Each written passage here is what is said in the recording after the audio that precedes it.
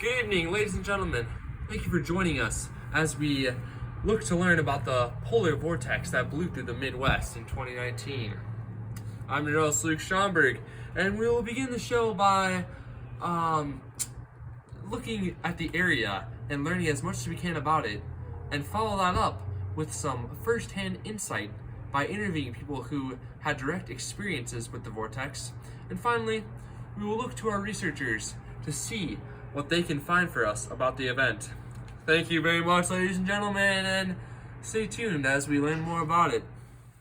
In the year of 2019 in Midwest Iowa, the average person either spends time at work or at school getting educated. Some might even go to a place to praise on the weekend. The average family relies on grocery stores or gas stations for food, and when the vortex hit, it is my understanding that people could not get their cars started to leave their homes and get food, go to school, or even work. Not only that, but it was midwinter, so they did not have food to eat from a garden they might have. They had to rely purely on the food they had on their shelves. What a wild event. Now, I will be going out and I will be looking for first-hand insight. Hello. My name is Luke Schomburg. It's nice I got to run into you. By any chance, do you remember the polar vortex of 2019? Yeah, I think I was in high school then. I think it was my senior year. I know it was pretty bad, I remember that. I'm pretty sure we had like a week and a half where it was literally either school was canceled or we'd have a 2-hour delay of some sort, and literally it's just me sitting at home playing video games like 4 or 5 days straight. It was just pretty good senior year because we didn't have to make it up at the end of the year. So. Dang, that's crazy. Hey, thank you so much. I hope you have a wonderful quarantine. Yeah, no problem. You too. Hello. Hopefully we can find some people to talk to. Oh, hello. Good sir. My name is Luke Schomburg. I'm actually hosting a show. I was wondering if you had any experience with the polar vortex in 2019. Where were you during that time? I was a senior in high school. Can you tell us a little about that? What was it like for you? Yeah, I just remembered, the temperatures dropping well below freezing.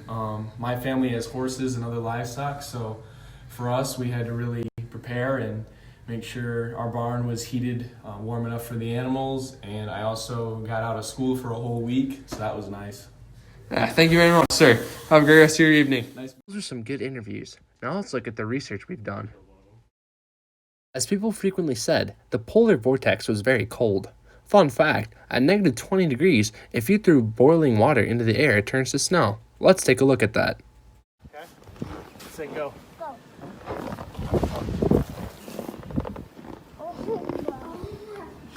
Wow, that was really cool. According to our research, the reason the temperature got so cold was because a cold wave moved from the Arctic to the west. It is believed that this stretch of cold first appeared in western Canada and the western U.S. in January 24th, 2019, and dissipated in early February. The reason that this happened was because of a warming event in the Arctic. It actually weakened the 3 lobes that make up the polar vortex, and one of them traveled all the way to the Midwest United States. Now, in order to get past the cold weather, lots of families stayed in their homes during the crazy time.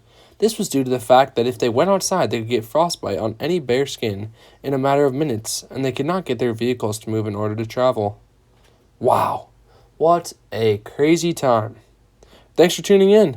I hope you guys learned a lot about the polar vortex. Have a wonderful quarantine.